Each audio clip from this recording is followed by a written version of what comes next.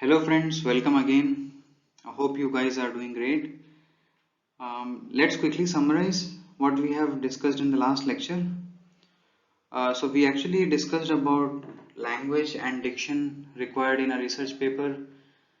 We discussed about why is language very important in writing our research paper. How does it impact readers and reviewers, and how does it impact the standardization of a paper writing. We also talked about couple of tools which we can use in order to understand and fix those silly mistakes, because language and grammatical errors are very silly mistakes that people normally tend to make, but we don't realize it. So it's very important to get away with these things, because these are the very small things which can cost us our paper to be rejected. Um, so that was that. Today's lecture is actually going to be about uh, the typical structure of a research paper. We have talked enough about how should we start preparing for writing a paper, and what all tools we will require, how to warm up ourselves before we start writing the paper. We talked about formatting and lots of necessary stuff we have already talked about. Now is the time to really understand what kind of sections or what kind of things we have to necessarily talk about in our research paper. I am actually talking about the different category, different pieces of research paper, and what kind of information needs to be assembled together in order to make or construct a research paper. So the slide is this video is actually focused more on briefly talking about the structure, and what does each of the section mean in short, because we are going to talk about these different sections in particularity in the next coming videos. So let's quickly jump into the format of research paper, and how does it look like. So this is a slide which actually shows in a compact manner what is the general consensus of the structure of a research article or a paper. So as you can see here that let's start talking one by one, and we are going to talk about in brief about all these different sections. So from starting of the paper, we see that we have to have a title which explains basically what is the subject of the paper. Abstract is something that it's like a small summary to the research paper. It talks basically about what has been discussed in the paper and all. So it's like an advertisement to your research paper. Keywords is a section which contains different keywords or different names or words which explain your paper in a much more detailed way. By looking at the keywords, anybody can understand what has been talked about in your paper.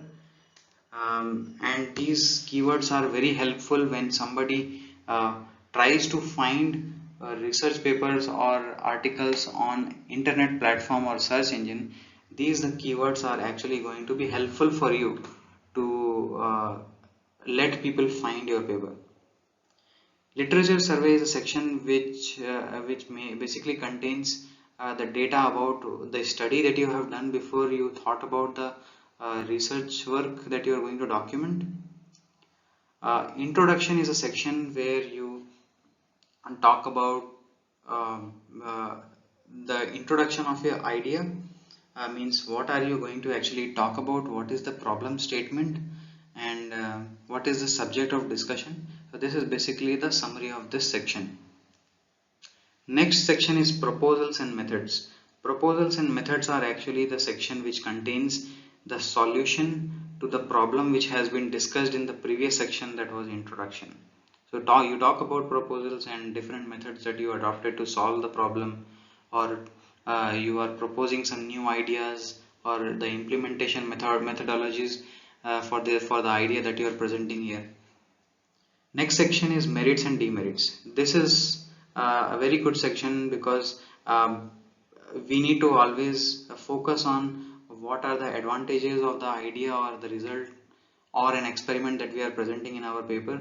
So we need to talk about its pros and cons, the goods and the good things about it, and the limitations of the idea or the experiment that we have done. We also need to talk about the results or the conclusive evidence of the um, experiment that we have done, or what does the idea that you have presented signify. So this is something that is present in the results mostly contains the data, statistics and all to support your theory. Next one is actually the discussion or conclusion. Discussion or conclusion talks about your idea. Here you discuss how your research is important, and you talk about its relevance to the future and the current technology. This section you actually try to convince the reviewer that you understand your technology very well and your idea very well, and this part is very helpful in focusing on the technical relevance of your theory. Next section is actually optional. This section is supposed to cover the future work that you are planning to do. Suppose you have some kind of limitations in the current research that you have presented, so you can talk about the future work that you have planned, or how do you plan to overcome the limitations exposed here in future. What are your strategy, what are the plans, or what are the expected plan that you are thinking about, probably your thought process and all. These things are going to be documented here. Last but not the least section, that is references, is normally utilized in order to give credits to the uh, papers, articles online or books which you have referred in order to come up with technical data in your paper. Suppose you have reference to some book or article online, or a research paper or a patent online, then you would want to refer to them. You want to give citations or references or credits to them, because if you don't give references, then it's a legal issue uh, for a researcher. So this is basically the compact description of what a research paper is going to look like, and in the coming videos we are going to talk about each of these topics and what to write in them in a much more detail. Now there is one more thing we need to understand very well, is that we know that there are different sections in our research paper, but when somebody is actually preparing the draft version, or when they are coming up with the first version of research paper, what should be the strategy in writing the paper or building the paper? So actually what I am trying to focus on here is that what kind of sections should be prepared in what order. So a very lame example I would take here is that you cannot really think about writing the results section in your research paper before you actually write about the methods and proposals, because when you have not presented how to solve the problem, you can't talk about results. So results is something that comes later, right? So this is something that is when you have decided what all to write in your paper, you know exactly uh, what data has to be prepared in what order.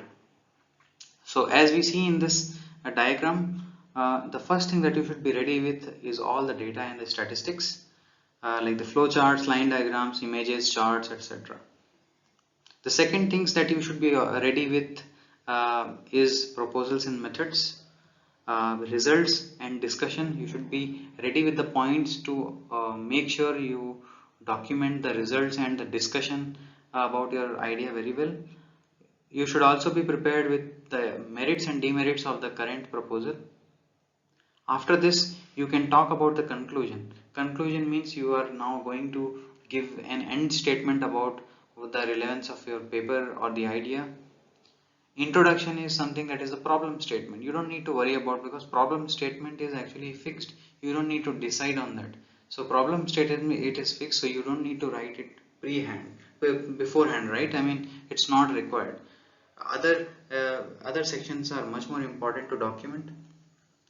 So at the end, when you have done everything, all the data when you have present with you, you basically come up with the title, a good title, a good catchy title which can attract the attention of the users and the readers, and then you decide how to present the abstract, which is actually the summary of everything that you have talked about in the research paper. So that's it guys, thank you very much. I think we understood very well what is the structure of the article by now, and we are going to see in detail about all the sections in particular in very detail and what to write in them, and also we are going to talk about a lot of technical details about each of the sections. Uh, I hope you like the video, and I would love to hear your comments uh, from the comments on the videos or the previous sections. Please do ask me questions about the previous videos if you have anything I would love to talk about. I think it's great to collaborate together and understand something. So I expect all of you guys to uh, provide a good, honest opinions to me so that I can improve on the videos that I'm coming up with. All the best guys, and see you in the next lecture.